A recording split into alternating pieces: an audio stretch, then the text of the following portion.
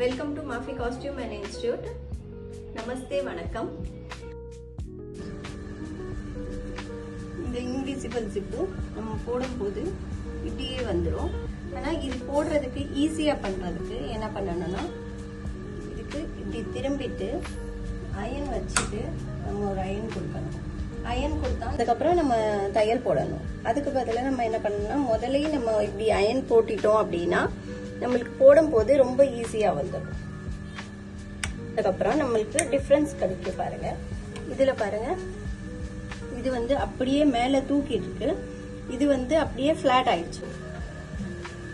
இப்படி வச்சுட்டு நம்ம அயன் பண்ணோம்னா இப்படியே நம்மளுக்கு எங்கே வரையும் நம்மளுக்கு ரைட் சைடு வச்சுட்டு நம்ம அப்படியே தையல் போட்டுக்கணும்.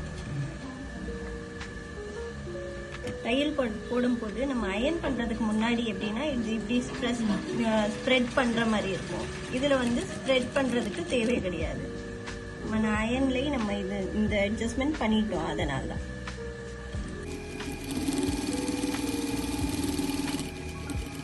பாருங்க, இது இப்படி வச்சிட்டோம்.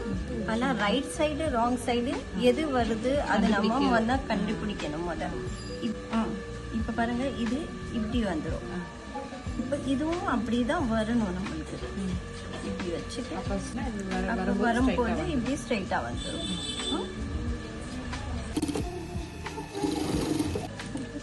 இந்த சென்டர்ல கொஞ்சமா அயன் பண்ணாமே நம்ம பண்ணிட்டோம் அப்படின்னா கொஞ்சம் சென்டர்ல கேப் தெரியும் நம்மளுக்கு.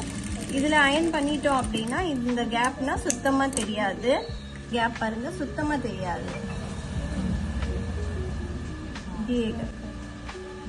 இல்லைன்னா கொஞ்சமா எங்கேயாச்சும் கேப் தெரியும். அயன் பண்ணலைன்னா கொஞ்சமா கேப் தெரியும்.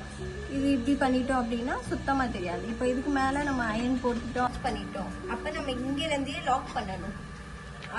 அது வந்து எப்படி பண்ணணும்னா, இது அப்படியே பண்ணிட்டு ரெண்டுமே ஒன்னா புடிச்சிட்டு பாதி வரை நம்ம தையல் போட்டுக்கணும். பாருங்க,